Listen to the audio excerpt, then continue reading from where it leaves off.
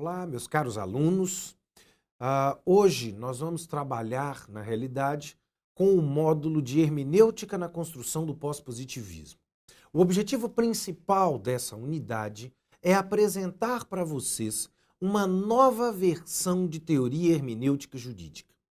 Essa teoria hermenêutica que vamos trabalhar, ela é exatamente encabeçada pelo jurista norte-americano recém-falecido Ronald Dworkin.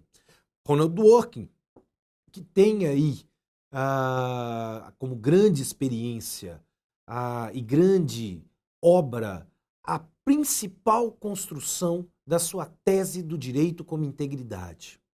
Dworkin teve, ao longo da sua formação universitária, a possibilidade e o contato com a hermenêutica de Gadamer. E é exatamente essa hermenêutica que vai moldar e mudar a forma com que Dworkin compreende o direito. Faço um alerta: a postura de Dworkin é uma postura extremamente inovadora e uma postura que pretende romper de maneira mais radical com o positivismo jurídico, inaugurando exatamente o chamado pós-positivismo.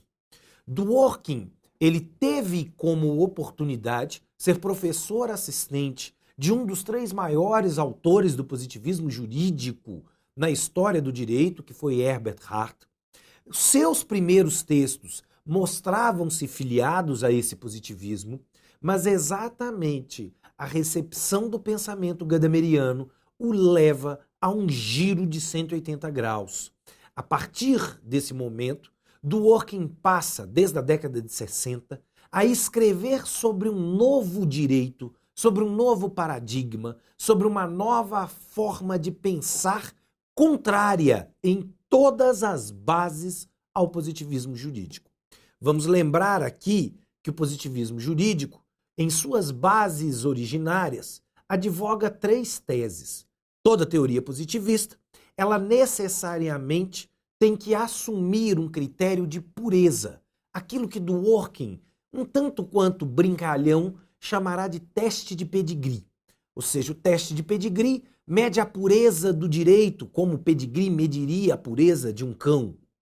Dworkin, inclusive, vai então passar a criticar o segundo pilar do positivismo jurídico, que é a ideia de que o direito é um sistema exclusivamente formado por regras. Nós veremos que Dworkin, assim como Alexis, ele traz os princípios jurídicos um grau de normatividade.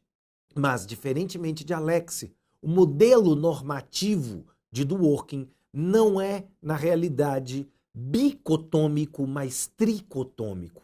Dworkin não afirma que existem apenas regras, princípios, mas inclui agora um terceiro padrão normativo de extrema importância que ele vai batizar como diretrizes políticas. Por fim, Dworkin criticará exatamente a ideia de discricionariedade judicial do direito. Para que a gente possa entender como a mecânica de Dworkin vai funcionar, a gente tem que primeiro partir da ideia de que, para Dworkin, o direito é uma prática interpretativa. Dworkin, em sua obra magna, O Império do Direito, ele começa exatamente com uma brincadeira. Ele costuma dizer que ninguém vê o Código de Trânsito prendendo pessoas. Ninguém vê o Código Penal prendendo pessoas. Ninguém vê, consequentemente, o Código Tributário cobrando tributos. O direito é exatamente o produto abstrato de uma ação humana e uma ação de tipo social. Com isso, Dworkin leva para nós a ideia de que pensar o direito é pensar hermeneuticamente. Pensar o direito é pensar interpretativamente e, com isso, ele busca dissociar, tal qual Gadamer fez, o direito, a história, as ciências humanas, a hermenêutica de um controle metodológico. Diferentemente de Alexis, veremos então, Dworkin não acredita no método. Dworkin não afirma um método. Ao contrário, Dworkin trabalha com postura. Ou seja, a ruptura radical do pós-positivismo dworkiniano ela é marcada por uma mudança de postura interna a cada jurista, e não uma mudança metodológica. Dentro dessa sistemática, então, se o direito é um conceito interpretativo, o direito está para ser interpretado e reinterpretado por nós continuamente. Esse trabalho de interpretação e reinterpretação, ele não tem e ele não pode ter fim.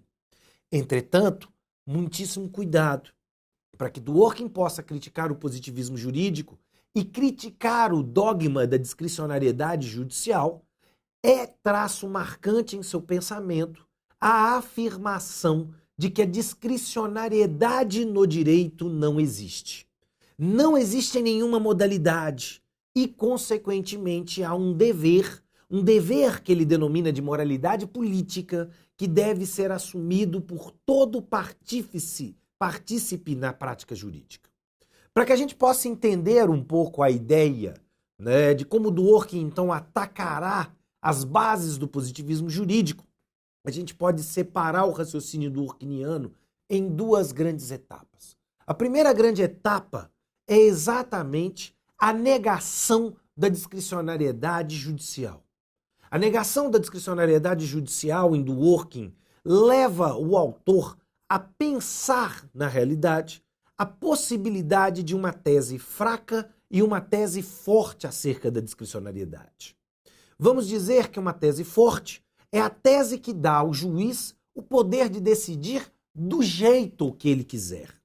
Vamos lembrar que essa é a posição de Oliver Wendell Holmes, de Kantorovsky ou mesmo de Rawls no seu realismo jurídico. Ou seja, quando necessariamente Holmes afirma que o direito é aquilo que ele comeu no café da manhã e por isso mesmo ele pode decidir do jeito que ele quiser, Dworkin está dizendo, esse é o espelho da tese forte. Entretanto, pensem comigo, a ordem jurídica não é plausível em uma ordem democrática que alguém tenha poder total de decidir de acordo com as suas convicções mais íntimas e pessoais. Não é possível, por exemplo, que a gente adote, no caso da discricionariedade, infelizmente a infelicidade de um comercial de uma cerveja brasileira que lançou um bordão ridículo do porquê sim. Ou seja, não há essa ideia de porque sim, porque eu decido, porque é a minha consciência. O direito exige, principalmente do seu aplicador, um exercício de interpretação e de fundamentação. Logo, o porquê da decisão é mais importante que a própria decisão. Para clarear um pouquinho essa ideia, Dworkin criou uma metáfora. Ele chama ela de a metáfora do militar. Como todo bom hermeneuta ontológico, Dworkin evita em suas obras trabalhar com conceitos. Nós nunca vamos ver ele dizer regras são, princípios são, se aplica assim, se faz assado. Ele, na realidade, vai nos contar uma historinha, às vezes até uma anedota, para que nós possamos apreender como é a ideia, como é a mecânica da sua proposta. E aqui, no caso, a metáfora do militar, ela é extremamente elucidativa. Dworkin imagina a seguinte situação. Imagina com um oficial de alta patente, sei lá, um general, um brigadeiro, dependendo da força armada que nós estivermos fazendo referência, determina a um tenente uma missão. Esse oficial de altíssima patente vira para esse tenente e diz o seguinte: você é responsável por comandar uma missão de resgate. Nós tivemos um grupo tático que foi feito prisioneiro sobre uma determinada força inimiga. E você será selecionado para a missão de resgate. Para essa missão de resgate, parabéns, você terá uma equipe que deverá ser composta por até 4 membros. Bom, essa é a ordem.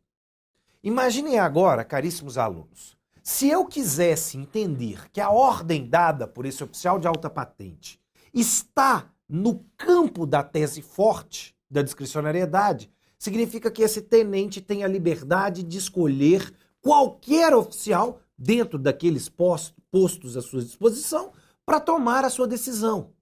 Mas pensem comigo, Qualquer um. Quer dizer, uma missão dessa, se você se pusesse no lugar desse tenente, quem você levaria? Você levaria, por exemplo, um soldado raso que as suas únicas atribuições são tal qual a música do Paralamas do Sucesso, cortar batata no porão?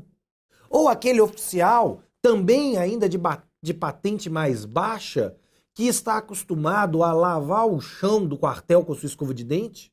Você levaria um oficial até de patente mais alta, mas acostumado apenas com serviço burocrático administrativo, nunca foi para uma missão de campo? Você levaria um oficial exclusivamente técnico, acostumado a, sei lá, prestar serviços mecânicos para o quartel? Claro que não, até porque é a sua vida que tem em jogo. Essa ordem, quando o oficial de alta patente vira para o tenente, diz escolha os oficiais, ela tem um sentido. Ela tem um limite de escolha. No fim das contas, implicitamente está o seguinte comando: escolha os melhores oficiais para essa missão. Até porque tanto o oficial de alta patente quanto o tenente envolvido, ele quer que a missão seja um sucesso. Ele está ali para que a missão seja um sucesso. Logo, é peça fundamental selecionar os melhores oficiais para a missão. Essa tese forte, então, percebam, ela é ridícula. Ela é implausível em uma ordem jurídica, como ela é implausível na metáfora. Consequentemente, Dworkin nos diz, deixemos-a de lado, eliminemos, porque ela necessariamente não traz sustentabilidade. Então, só pode haver uma tese fraca. Bom, qual seria o conteúdo da tese fraca, Flávio? A tese fraca afirma, então, que o oficial terá a liberdade de selecionar os 4 melhores soldados que ele entende melhor. Mas o que significa isso? Há um ranking? Ou seja, eu tenho algum critério objetivo para dizer que o oficial A, B ou C é melhor do que D ou E? Não, senhores. O que vai depender? Qual o critério para eu definir se um oficial é mais ou menos qualificado para uma determinada missão? A missão. É exatamente aquela contingência, aquela situação fática que vai trazer para nós peculiaridades, e é essas peculiaridades que deverão ser levadas em conta por aquele que vai tomar a decisão. Dworkin aqui remonta a Gadamer e diz para nós, tal qual a experiência hermenêutica é única, a experiência da decisão também o é. Não existem 2 casos iguais, não existem casos semelhantes. Cada caso é único, cada caso é especial e ele deve ser decidido do mesmo jeito. Com a metáfora do militar, Dworkin então nos esclarece algo extremamente importante. A tese forte da discricionariedade não tem sentido. A tese fraca tampouco tem sentido. Se é o caso que seleciona, se é o caso que me impele a escolher, o caso traz para nós uma resposta, e uma resposta correta. É exatamente contra a ideia de discricionariedade que Dworkin construirá a tese da resposta correta. Entretanto, para que antes ele chegue na resposta correta, ele ainda tem um problema. A tese positivista diz para nós que caberá ao juiz decidir discricionariamente quando ele não tiver norma jurídica sobre aquela matéria. Bom, norma jurídica, dirão os positivistas, regras. É exatamente contra esse vazio, essa lacuna no ordenamento jurídico, que Dworkin criará a sua teoria dos princípios.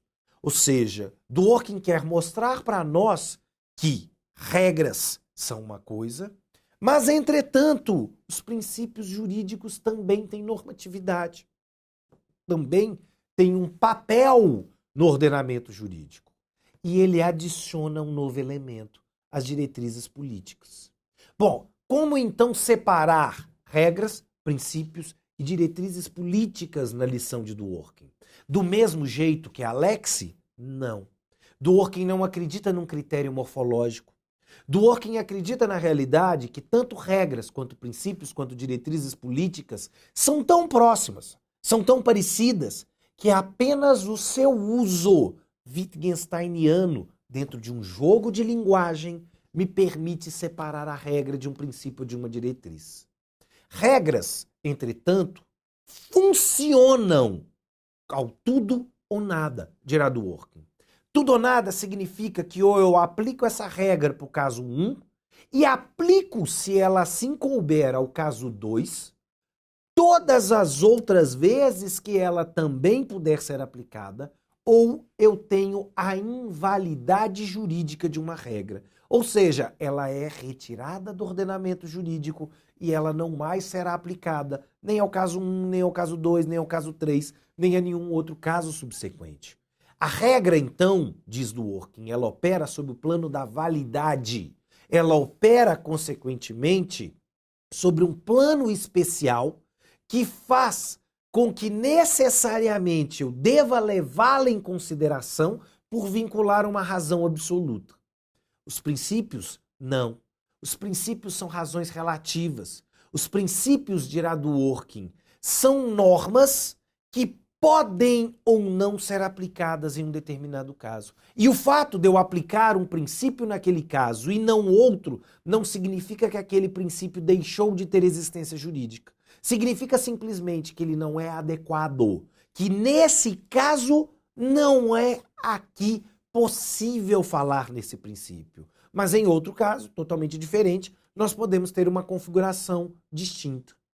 Os princípios jurídicos, então, dizem Dworkin, eles são criados pela história e pela moralidade política de uma sociedade. Os princípios jurídicos, para esclarecer mais, são direitos fundamentais, tal qual Alex havia estabelecido.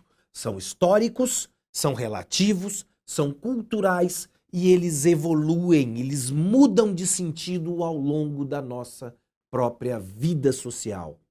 As diretrizes políticas são um terceiro grupo de normas que Alex não chegou a conhecê-las. Alex não teorizou sobre elas, ele não se preocupa. No fim, ele as equipara aos princípios e por isso as críticas à sua teoria. As diretrizes políticas, dirão Dworkin, são metas coletivas. Não são direitos fundamentais, são políticas públicas com um único objetivo: atender um determinado grupo da sociedade. Bom, mas que grupo da sociedade, Flávio? Um grupo da sociedade qualquer. Pode ser uma minoria, pode ser um grupo discriminado, ou pode ser até mesmo a maioria. O que importa é o seguinte: princípios trazem um direito que são titularizados por 100% da sociedade.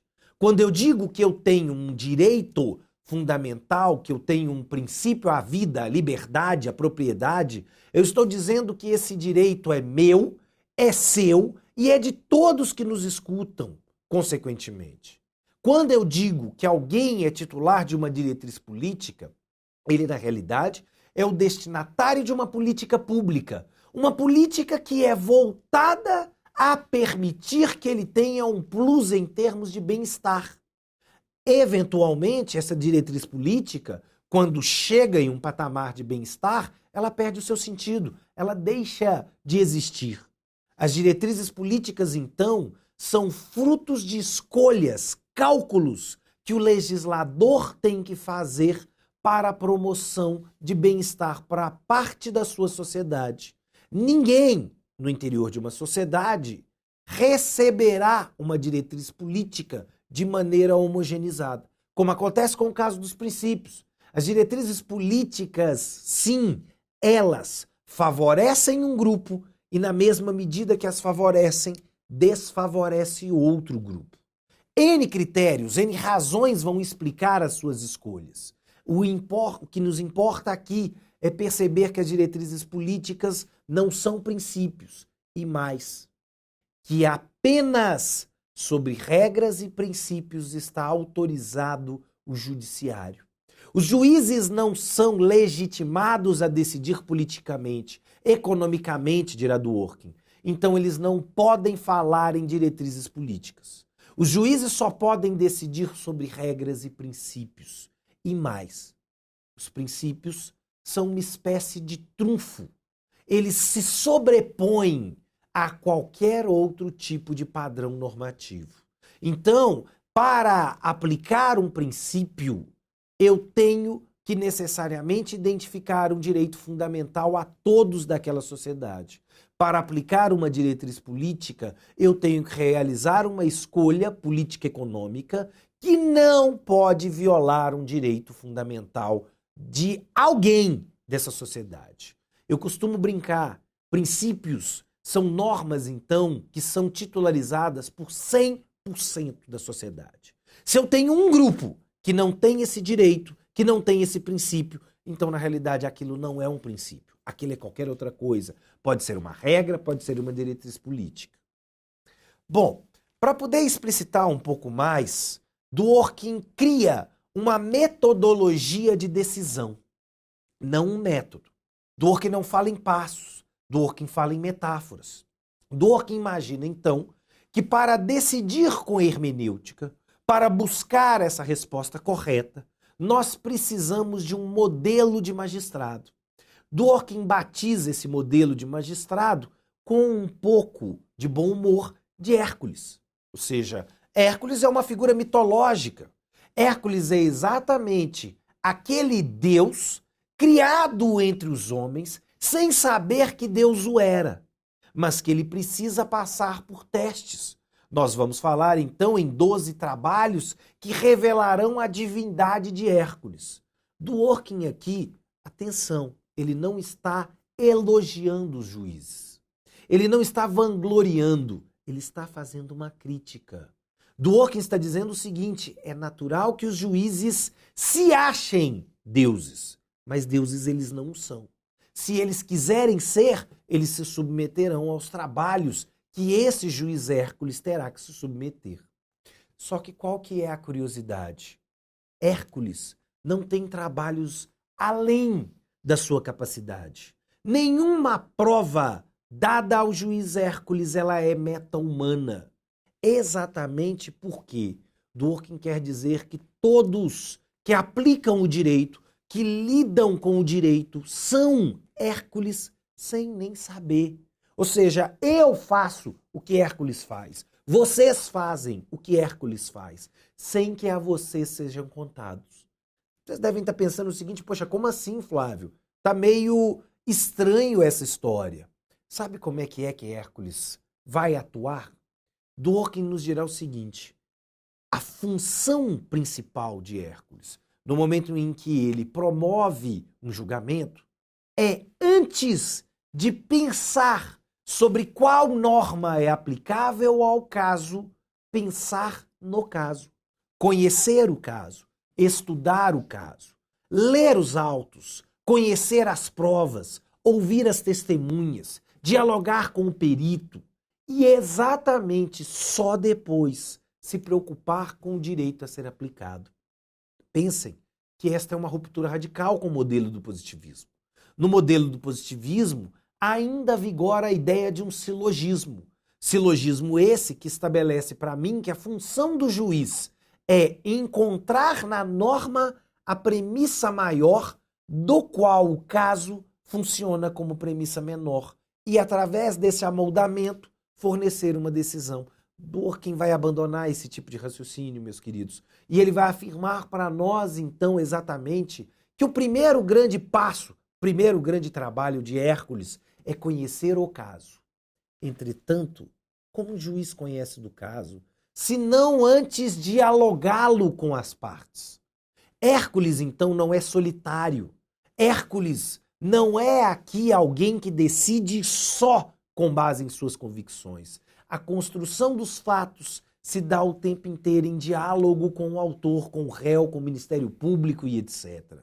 Hércules aqui, então, ele tem que estar aberto, ele tem que projetar o seu horizonte e levantar os seus preconceitos no diálogo com as partes. De uma maneira extremamente interessante, o que o Dworkin está dizendo para nós é que logo depois que eu conhecer o caso, fica fácil identificar o direito. E aí, Dworkin nos diz, como Hércules vai encontrar o direito? Com um raciocínio extremamente funcional. Antes de Hércules buscar na legislação determinada norma, ele tem que ir à matriz de todas as normas, a Constituição. Então, olha só, Hércules começa do caso, depois Hércules abre a Constituição e procura a norma na Constituição, depois ele vai até a legislação infraconstitucional e só depois ele procura a jurisprudência. Dworkin exige que Hércules, no momento de fornecer a sua decisão, ele entre em diálogo com a jurisprudência. Porque só assim a ideia de ampliação de horizonte pode acontecer. Hércules, então, escreve uma sentença como se, na realidade, a sua sentença tivesse como destinatário não apenas o autor e o réu do processo, mas toda a sociedade.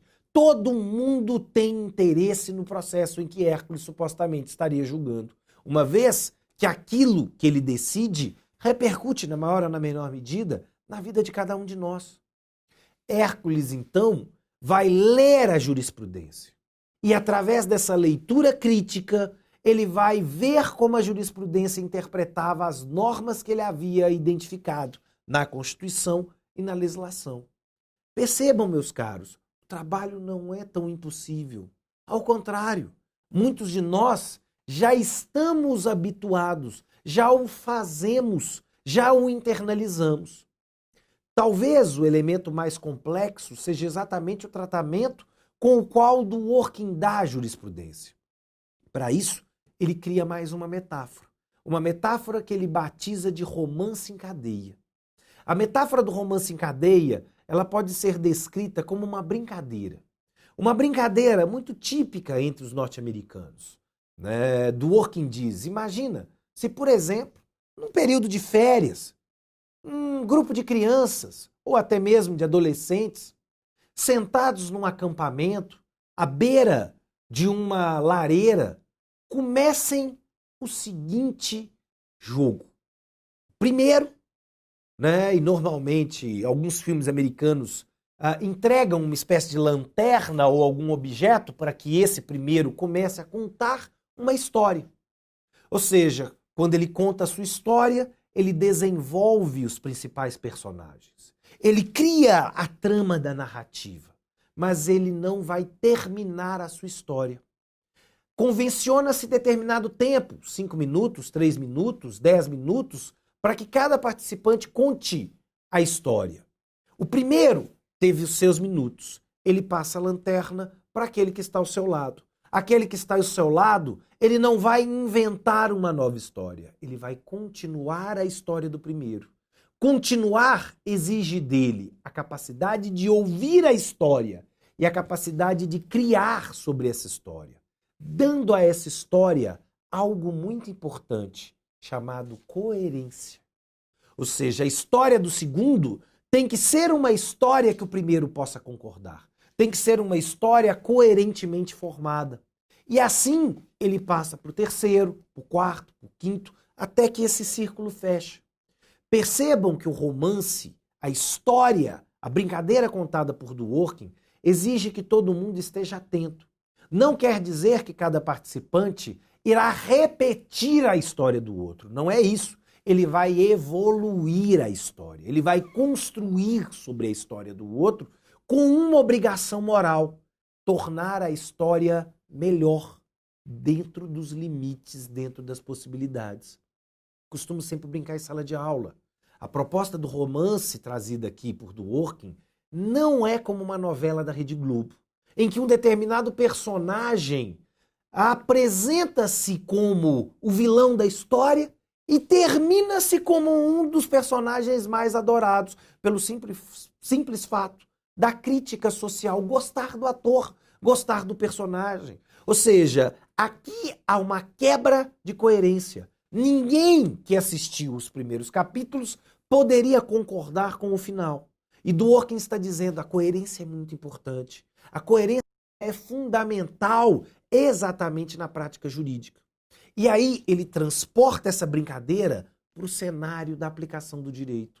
E ele nos diz então o seguinte: tal qual cada criança ou adolescente que inventou uma história, o juiz é um romancista de uma cadeia de histórias. Ou seja, cada sentença é um capítulo, é um parágrafo sobre a história de determinado direito. Consequentemente, aquele juiz não tem liberdade para decidir do jeito que ele quiser, do jeito que ele sentir. Ele está preso a uma história institucional, mas ele não está preso a repeti-la. Ele pode evoluí-la, ele deve evoluí-la, mas para isso ele precisa de um esforço argumentativo que demonstre que a sua leitura é a melhor leitura para aquela prática. Com isso, Dworkin trabalha uma terceira metáfora. Ele diz para nós que, na realidade, esse romance, esse livro, essa história se chama direito. E ela é construída por todos nós, todos os participantes, todos os membros da sociedade são coautores direto ou indiretamente dessa história. Isso é extremamente importante, porque o Dworkin está dizendo para nós que o direito não é produto do Estado ou produto do judiciário. O direito está vivo. O direito é meu, é seu, é de cada um. O direito, consequentemente, muda, evolui enquanto elemento cultural. Ele tem uma obrigação de se transformar. Há uma ambição interna dentro do próprio direito. Contudo, Dworkin nos diz, não pode haver conflitos entre direito. Dworkin nega a possibilidade e por isso mesmo duramente criticará a postura de Alexis. Dworkin entende que a saída de Alexis é uma saída preguiçosa, é uma saída não hermenêutica. E exatamente nos diz o seguinte, se eu passei pelo passo 1, a reconstrução do caso, e cheguei a um passo 2, a descoberta da norma jurídica, e eu encontro duas normas colidindo, Dworkin diz, você não entendeu, foi o caso. Cada caso tem uma única norma a ser aplicada a ele. Se eu estou vendo mais de uma, o caso ainda não foi compreendido. Há um detalhe desse quebra-cabeça que eu não vi. Há alguma peça fora do lugar. Conserte o caso que o quadro aparece. E aparecendo o quadro, você sabe qual é a norma a ser aplicada. A ideia de Dworkin é muito mais complexa. Exige um esforço argumentativo muito maior pela parte exatamente do seu aplicador, daquele que a leva em consideração. Até porque Dworkin percebe algo que Alexis não percebeu. Não é possível decisões conciliatórias.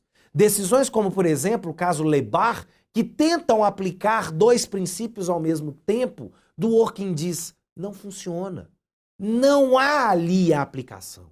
Há o mascaramento do fato de que, na realidade, um dos princípios aniquila de maneira velada o outro. E é exatamente essa impossibilidade de decisões, essa impossibilidade de colisão que exige de nós um esforço pela busca pela resposta correta. Esse esforço, entretanto, ele deve ser acompanhado por aquilo que Dworkin chama de dignidade humana.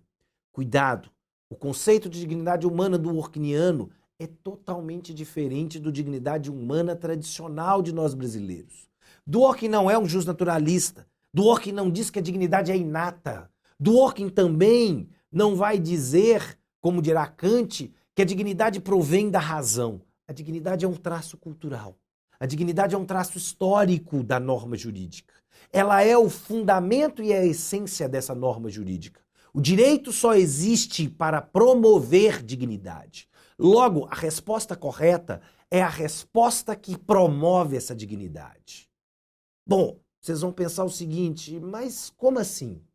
Dworkin biparte a dignidade em dois subprincípios.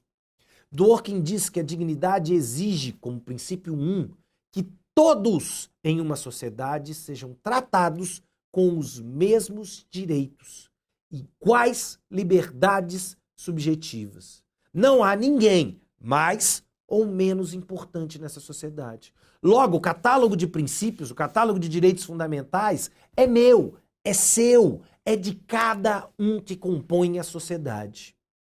O segundo princípio da dignidade humana, dirá Dworkin, ele está ligado exatamente à ideia de que a dignidade exige que o Estado não seja paternalista. Então, se eu tenho, por exemplo, um determinado indivíduo que escolheu, conforme o direito, um projeto de vida mal sucedido, criticável. Vamos dizer que o sonho da vida desse sujeito, né, e talvez seja até o sonho de alguns, quem dirá, é passar o dia na televisão. Ou seja, ele compra o melhor aparelho de televisão, ele compra a poltrona mais confortável, e o sonho da vida dele é assinar um canal completo, um conjunto de canais completos da TV a cabo e assistir futebol. Ou seja, ele vai assistir futebol, tendo a seu lado latinhas de cerveja de um lado e pacotes de batata frita do outro. Para ele, tá bom. Ele é feliz desse jeito. Ele não viola nenhuma norma. Ele não burla o direito de ninguém.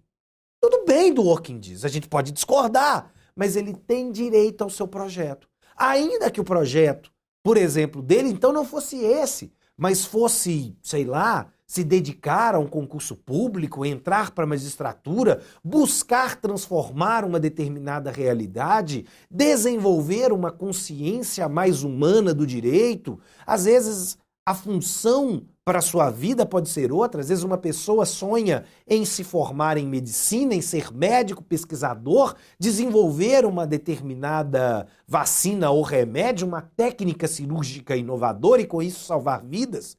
Cada um tem a sua vida. E a vida de cada um, Dworkin diz, é de cada um. O primeiro pressuposto fundamental aqui é exatamente: nós temos que respeitar as escolhas dos outros. Ainda que para nós as escolhas dos outros sejam um tanto quanto criticáveis ou não sejam boas para nós. Dworkin diz, o direito não cuida disso. O direito nos dá liberdade, nos dá igualdade de escolha, desde que nós não violemos normas jurídicas, é claro. Dentro do catálogo de possibilidades do direito, agora, se eu escolhi passar na frente da televisão a minha vida, estou obeso, com problemas de saúde, principalmente cardiorrespiratórios, isso não é mais um problema do Estado. O Estado garantirá a ele a mesma condição de saúde, mas o Estado não pode impedir, inclusive, que ele viva uma vida, digamos assim, mal sucedida para a concepção de alguns. Exatamente porque essas avaliações, elas são pessoais, elas são culturais. Vivemos em uma sociedade plural, com N projetos de vida, com N entidades e diversidades. Temos uma pluralidade religiosa, temos uma pluralidade de opções sexuais, temos uma pluralidade de gênero, temos uma pluralidade de idade, temos gostos totalmente diferentes. Ninguém é igual a ninguém. E o direito precisa levar essa diferença a sério, respeitando-a. Para poder explicar um pouquinho melhor essa postura dworkiniana, eu quero trabalhar com vocês com 3 casos. 2 casos presentes na jurisprudência norte-americana e dissecados por Dworkin em suas obras, e um caso brasileiro. Um caso onde o Supremo Tribunal Federal, de uma maneira verdadeiramente louvável, cumpriu à risca a teoria dworkiniana. O primeiro caso que eu quero apresentá-los é um caso que ficou conhecido como caso Snail-Darter. Na realidade, o caso TVA versus Rio, julgado pela Suprema Corte Norte-Americana em 78. Do que trata o caso Snail-Darter? Em 1973, o Congresso norte-americano aprova uma lei ambiental discutindo a proteção de espécies ameaçadas de extinção. O direito norte-americano, nessa década, acorda para a consciência ambiental. E exatamente o Congresso norte-americano, querendo fazer bonito, ele baixa uma lei dizendo o seguinte: nenhuma espécie pode ser extinta em território norte-americano. Qualquer ato que ameace a sua extinção é um ato inconstitucional e é um ato que deve ser repudiado pelo direito.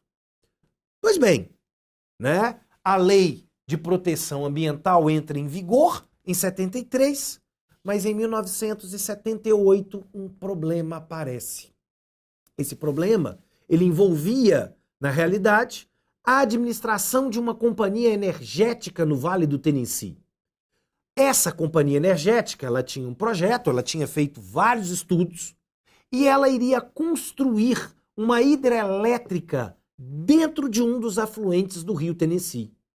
Essa hidrelétrica, supostamente, ela exigia uma obra de engenharia, a mudança do curso desse rio. Esse afluente do rio Tennessee, ele teria que ser então deslocado para uma outra área, onde geraria-se correntezas e isso seria capaz de produzir energia elétrica dentro das turbinas. Qual que vai ser o grande ponto?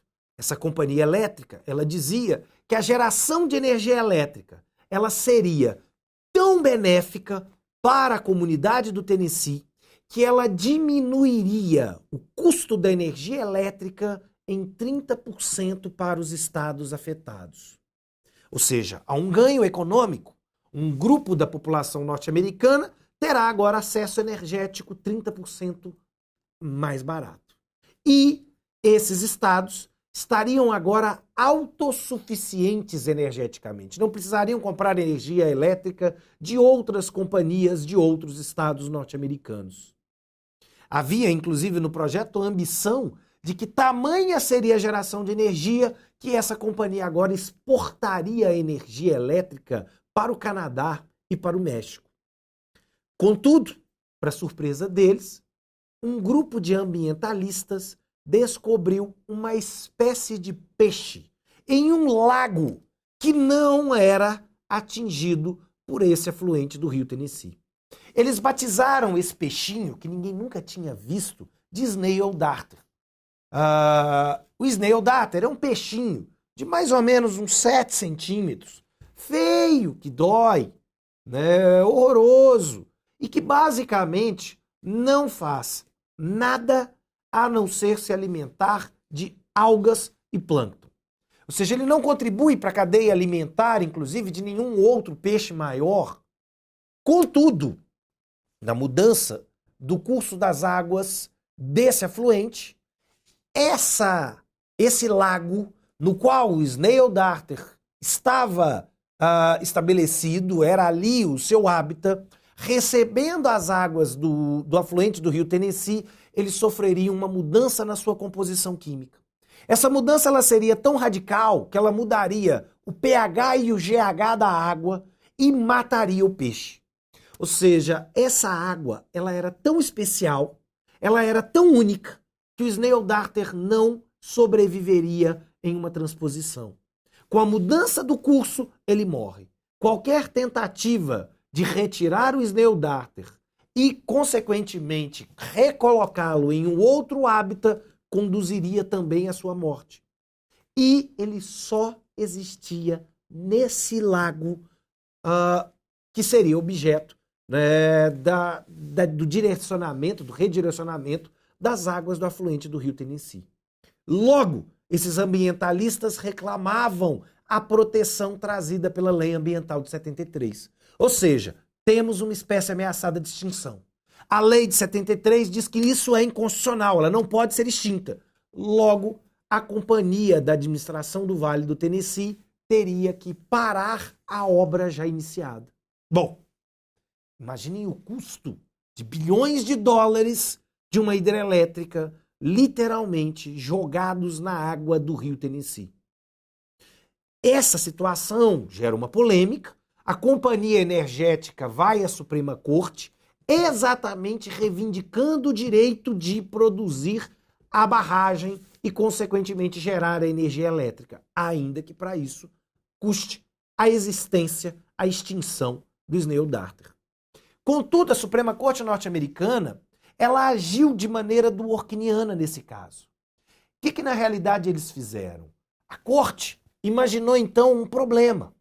Ela compôs o caso e entendeu que o aparente conflito entre o direito a um benefício econômico, a uma redução das tarifas energéticas da população próxima ao rio Tennessee, era apenas deles. Por isso, o argumento trazido pela administração não representava um argumento de princípio. Por outro lado, o direito ambiental é o mais difuso de todos os interesses. E a Corte mesmo nos lembrou isso. Ela nos diz o seguinte: o direito ambiental é o direito não só dos vivos, mas o direito das gerações futuras. No momento em que eu extermino o snail darter, eu privo as gerações futuras de o conhecê-lo. Conhecê-lo, estudá-lo. A gente não sabe o que tem em seu genoma. Às vezes, o snail darter, dirá a Suprema Corte, ela pode necessariamente trazer, às vezes até mesmo a cura de uma doença, né? Uma nova substância por nós ignorados. Então exige cautela, exige parcimônia. A Suprema Corte, então, de uma maneira não utilitarista, negou a possibilidade de continuar a construção da represa. A usina hidrelétrica, até hoje, permanece abandonada nesse afluente. O dinheiro da companhia energética foi, de fato, desperdiçado, mas, contudo, não foi violado o direito de todos os americanos. Percebam aqui, o benefício para a construção da represa é apenas para aqueles que estão na região do Tennessee. Quem não está, não sofre benefício. Mas a perda do snail darter atinge um direito ambiental de cada norte-americano, de cada cidadão do mundo, nascido ou a nascer. Em razão exatamente desse rigor, a Suprema Corte proibiu. A Suprema Corte afirmou o princípio ambiental em substituição ao interesse econômico, à diretriz política da construção da barragem. Um segundo caso, extremamente interessante também, brasileiro, é a DPF 132, julgada mais recentemente pelo Supremo Tribunal Federal. A DPF 132, ela envolve a constitucionalidade ou a recepção Constituição das chamadas união homoafetivas. Exatamente ao contrário do que determinados grupos, muito motivados por convicções religiosas, encontraram na seara judicial, o Supremo vai dizer o seguinte: aparentemente pode parecer que eu teria aqui interesses em conflito, interesses de grupos religiosos em proibir essas uniões e interesses das próprias famílias homoafetivas em ter declarado constitucionalmente essa possibilidade. Entretanto, o Supremo Tribunal Federal, pasmem, pelo próprio Gilmar Ferreira Mendes em seu voto, que até anos atrás vestia a camisa da teoria lexiana, vai ser o primeiro a dizer o seguinte: não há conflito. Teoria Dworkiana determina que o direito não tem conflitos diante de uma situação concreta. Não tem princípios conflitantes, eu tenho apenas um princípio, o princípio da igualdade. Esse princípio da igualdade, inclusive, ele demanda uma construção hermenêutica histórica, ou seja, a cada período de tempo, nós temos que garantir com dignidade um aumento da igualdade a todos os grupos, a todas as entidades, a todas as perspectivas de vida no Brasil. Consequentemente, garantir a igualdade à união afetiva não é uma opção política, é uma opção que o próprio Constituinte já fez quando criou o princípio da igualdade. Dentro dessa perspectiva, o que está inserido aqui é um direito de igual tratamento.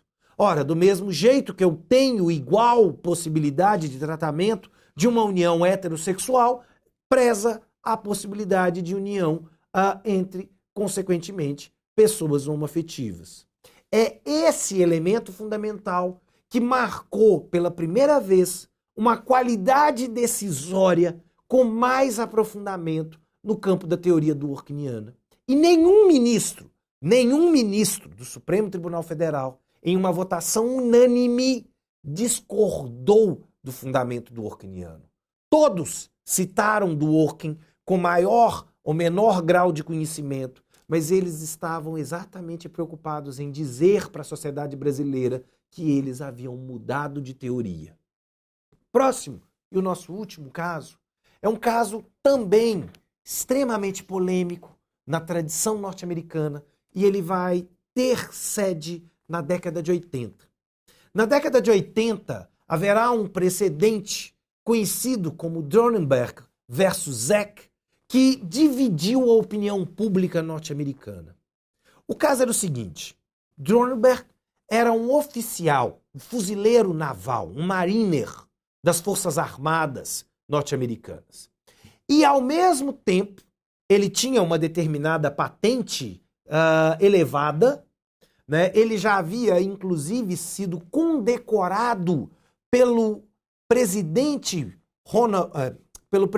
George Bush pai, por algumas incursões militares na década de 70, e ele ocupava, agora na década de 80, também o posto de instrutor, professor no Instituto Militar da Virgínia. O Instituto Militar da Virgínia não é apenas um centro de formação, é uma universidade de guerra. É a maior universidade de guerra do mundo. E exatamente Dronenberg era um professor respeitado no Instituto Militar da Virgínia. Quase todas as turmas que formavam no Instituto Militar da Virgínia homenageavam em sua formatura Dronenberg. Exatamente porque ele lecionava uma disciplina importantíssima, estratégia. Dronenberg não era Rambo. Ele não era de pegar numa metralhadora e sair dando tiro. Ele era um estrategista. E ele ensinava exatamente aos seus alunos as suas técnicas de estratégia de guerra. Ou seja, como posicionar tropas, como surpreender inimigos, e ele já havia aplicado isso no campo de batalha. Tão bem sucedido que foi, inclusive, ganhador de uma medalha de honra pela presidência da República. Então percebam, nós estamos falando de um sujeito que dedicou a sua vida à Marinha norte-americana. Ele dedicou a sua vida às Forças Armadas e à proteção e educação dos militares norte-americanos. Entretanto, em um determinado momento, Dronenberg já estava com uma idade em que ele sentia que ele queria deixar a condição de oficial das Forças Armadas. Ou seja, ele queria ir para a reserva. Mas a legislação norte-americana facultava a Dronenberg continuar lecionando no Instituto Militar da Virgínia. Ali era a sua paixão. Dronenberg não queria mais ir para o campo de batalha, mas ele não queria deixar a sala de aula. Ele adorava lecionar, ele adorava o contato com seus alunos, ele adorava ensinar, e ele era reconhecido, respeitado pelos alunos e pelos demais professores do Instituto Militar da Virgínia. Consequentemente, ele queria uma promoção e, logo depois, a sua retirada, o seu ingresso na reserva, a sua aposentadoria. Porque, desse modo, ele deixaria as Forças Armadas, mas continuaria na reserva e ele teria um plus salarial. Tudo bem. Entretanto, na mecânica das Forças Armadas norte-americanas, essa promoção ela teria que ser disputada por 3 concorrentes. Um dos 3 receberia a promoção. E uma série de testes e avaliações haviam sido apresentadas. Um desses concorrentes, exatamente temendo que Dronenberg ganhasse a promoção, principalmente por causa das suas qualificações no Instituto Militar, contratou um detetive particular para seguir Dronenberg.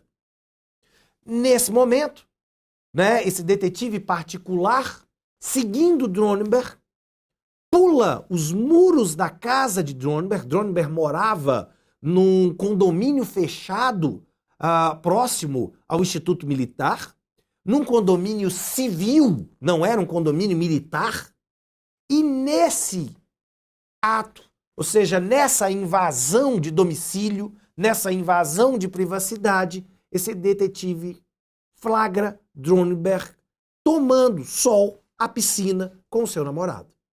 Ou seja, Dronenberg era homossexual e essas fotos, esse registro é levado à junta administrativa que deliberaria a promoção. Ao invés de ser promovido, Dronenberg havia violado o Código Militar em ocultar a sua homossexualidade. E ele foi, então, expulso da maneira mais vergonhosa das Forças Armadas.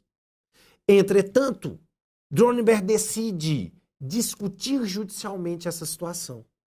Uma primeira fase do processo de Dronenberg, então, centrou-se exatamente num certo preconceito ou discriminação por força da Marinha norte-americana ao fato de Dornberg ser homossexual.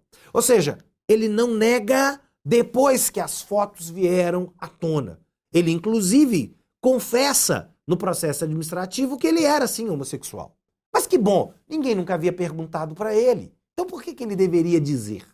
Nada havia afetado a qualidade do seu serviço. Ou seja, as suas aulas não se tornaram piores em razão desse fato. A sua atividade militar em campo não havia se tornado pior. O seu prestígio, o seu respeito não se diminuiria em razão da sua homossexualidade. E exatamente então ele ingressa em juízo discutindo discriminação. O grande ponto é que polariza-se a discussão de Dornberg. De um lado, Dornberg alega então que havia se ferido o seu direito à igualdade. Do outro, alega-se que o Estado norte-americano, a União, tem um direito de selecionar quem ela entende que é mais ou menos apto para o quadro das Forças Armadas. Haveria então uma espécie de interesse de segurança nacional. Nas primeiras instâncias, o caso de Dornberg recebe uma resposta negativa ao seu pleito. Ou seja, as primeiras e segundas instâncias negam a Dornberg o direito à discriminação. Entendem que, na realidade, permaneceria ou seria privilegiado esse direito de segurança nacional e Dornberg, de fato, estava errado ao ocultar a homossexualidade e ele deveria, então, continuar com a sua punição. Senhores, Dornberg passou a vida dentro de um quartel. Ou seja, não é um sujeito que consegue arrumar uma outra profissão. O que ele faz e sabe fazer como poucos é guerra, é dar aulas, é atuar em missões. Privar Dornberg exatamente disso é privar Dornberg do seu projeto de vida, da sua condição profissional mais básica. Entretanto, o judiciário norte-americano batia a porta na cara de Dornberg e dizia o seguinte: não, você não tem condições de lecionar no Instituto Militar da Virgínia, porque a primeira condição é ser oficial. Você não pode ser oficial porque você é homossexual. Entretanto, percebam aqui, há uma polarização. Dworkin, analisando o caso de Dornberg e, inclusive, tendo oportunidade de oferecer os seus serviços como advogado no caso de Dornberg, ele muda a estratégia. Diante do processo na Suprema Corte, a defesa de Dornberg agora muda o argumento e pergunta o seguinte: vamos deixar de lado discriminação. Então, se a polarização, se supostamente o princípio a ser aplicado é a segurança nacional, vamos pensar numa outra situação. Como a Marinha norte-americana descobriu a homossexualidade de Dornberg? Bom, como eu falei para vocês, ele foi flagrado em sua residência. Bom, então a sua privacidade foi violada. Sim. Isso, no processo penal, tem um nome: prova ilícita. Ou seja, esse detetive só conseguiu provar que Dornberg era homossexual exatamente através de um uso ilícito da prova. E a doutrina norte-americana, desde a sua fundação, desde precedentes não só antigos como o precedente Miranda, mas como também o próprio precedente que afirma o dever de obediência ao devido processo legal, o chamado Lochner versus New York, está em jogo a ideia de que provas ilícitas não podem ser utilizadas no processo. E prestem atenção, quando a Suprema Corte se viu diante dessa virada argumentativa, ela encontrou uma situação um pouco diferente. Porque, na realidade, o que a defesa de Dornberg agora estava discutindo era o seguinte: Dornberg foi punido, pouco importa por quê, porque uma prova ilícita foi apresentada em seu processo. E se a Constituição norte-americana proíbe, e a Suprema Corte vem afirmando rigorosamente, até a data de hoje, que provas ilícitas não podem fazer parte de um processo, significa que essa prova tem que sair dos autos. Ela tem que sair dos autos E conforme a teoria dos frutos da árvore envenenada, ela não pode derivar em outras provas ou conclusões. Resultado, sem as fotografias, ninguém nunca saberia da homossexualidade de Dronenberg. E agora essas fotografias tinham que sair do processo. Se o problema agora não era mais discriminação, mas uso da prova ilícita, e Dworkin muito bem vai observar, todos os norte-americanos concordam que a proibição de prova ilícita é um princípio, é um direito fundamental. 100% de norte-americanos não desejam que provas ilícitas sejam usadas em processos, ainda que para condenar os réus, porque isso compromete a viabilidade e a justiça da decisão, significa que as decisões estavam erradas. Por isso a ideia de uma resposta correta. Uma resposta correta que, através do estudo do caso, percebeu que o princípio que deveria ser aplicado não eram os princípios originalmente discutidos. Quando nós aclareamos melhor o caso, quando nós conhecemos melhor o caso, nós fomos capazes de afastar a discussão.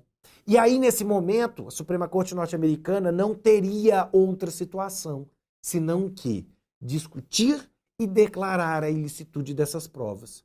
É claro que, declarando a ilicitude dessas provas, haveria uma consequência: a reintegração de Dronenberg, tanto nas Forças Armadas quanto no Instituto Militar. Para evitar um precedente maior, e como o direito norte-americano assim autoriza, a Marinha ofereceu um acordo a Dronenberg. Um acordo muito simples, dizendo o seguinte: peraí, vamos fazer o seguinte, nós vamos te reintegrar e no mesmo ato te aposentar. Você larga a condição de fuzileiro naval, você larga a instrução, o professorado no Instituto Militar da Vigília, mas aposenta. Aposenta com o seu vencimento. Né? Você não vai ter o vencimento da promoção, você aposenta. Mas é para você melhor do que nada. E Dronenberg aceitou o acordo. Quer dizer, a Suprema Corte não teve a oportunidade de finalizar o julgamento, mas sinalizou, sim, para uma determinada leitura principiológica extremamente importante. Esse caso exemplifica, então, como é possível que os conflitos aparentes se dissolvam quando, na realidade, os fatos são melhor elucidados. É a teoria de Dworkin, então, como eu já coloquei, que vai ser abraçada pelo Supremo Tribunal Federal aqui no Brasil também. E, consequentemente, ela muda a forma com que o Supremo Tribunal Federal lida com o problema dos princípios jurídicos. O objetivo, então, da aula de hoje foi apresentar para vocês essa nova forma, foi explicar para vocês essa nova forma e alertá-los que esta é a forma atualmente utilizada pelo Supremo Tribunal Federal. Consequentemente, não pode ser desprezada por nenhum aplicador do direito mais. Logo, cabe a cada um de nós o dever de levar a teoria da integridade adiante, uma vez que ela nos traz uma resposta muito melhor que a resposta trazida por Robert Alexis em sua consequente teoria da proporcionalidade de princípios. Agradeço a todos vocês pela atenção e desejo para vocês uma continuidade de curso, me disponibilizando e me colocando sempre a par para qualquer dúvida ou qualquer esclarecimento que vocês tiverem. Desejo sucesso e felicidade a todos. Obrigado.